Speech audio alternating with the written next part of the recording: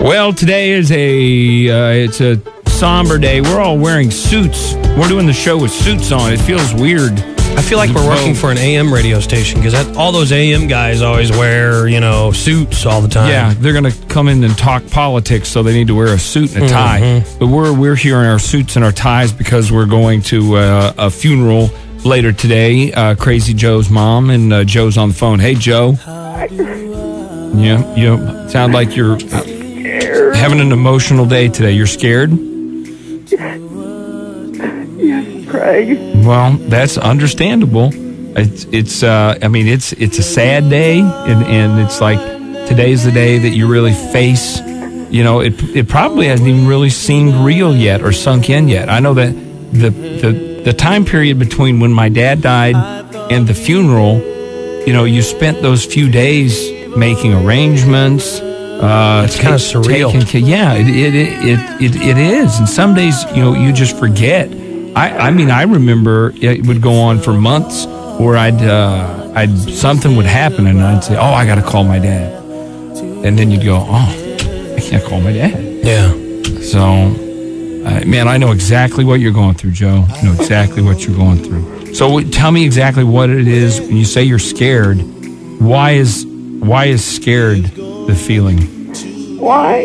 Yeah, scared. You said scared, not sad. All right. Yeah, scared. You're scared because of the funeral today, or you're scared about your life after the funeral? Well, my life after the funeral, Craig. I don't know what I'm going to. Well, you don't know what you're going to do?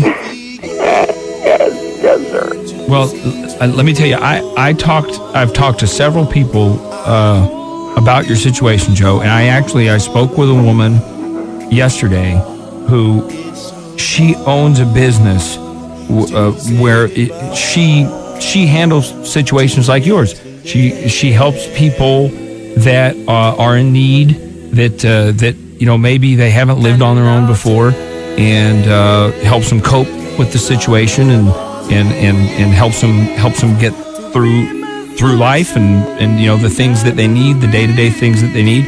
Like, you've never lived apart from your mom, ever?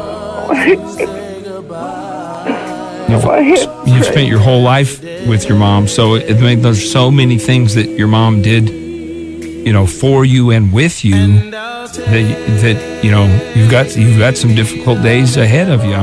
But the good thing, Joe, sugarcoat it, but you got a lot of love and support. Yeah, that's the good thing is you do have a lot of need. There is a lot of need for Crazy Joe as far as down to everything. A man and his wife helped get Joe some new clothes yesterday for the funeral today, which is so very nice. And they called on their own. We didn't even ask for that.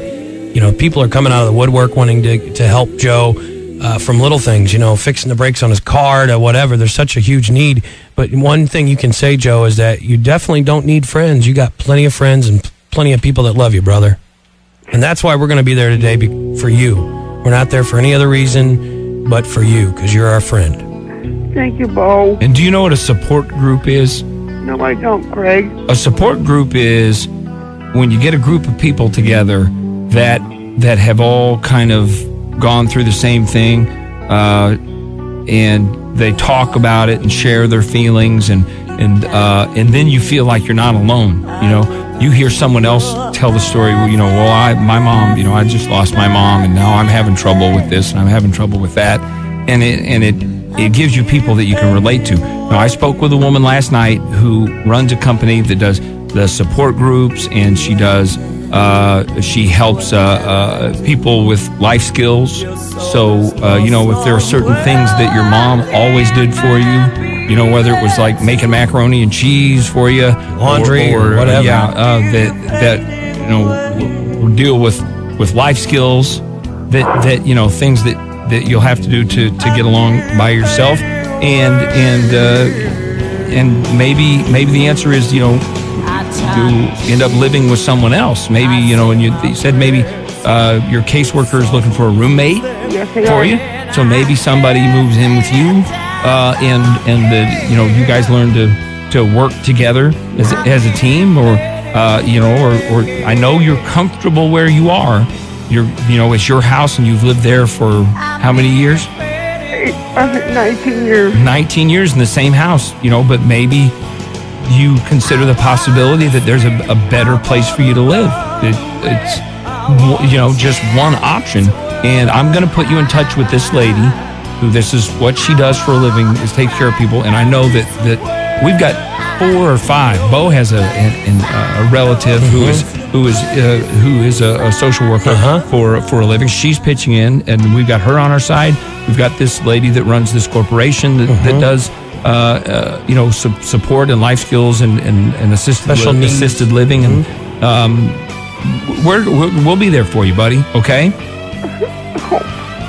And we're gonna be there for you after the show. We're gonna come straight to the funeral home or the church and for the service, and we'll be there for you. Okay, buddy. You bet. Now, just go ahead and let it out too, man. Don't be afraid. If you want to just cry all the way through the service, you just cry all the way through the service, because there's nothing wrong with letting it all out.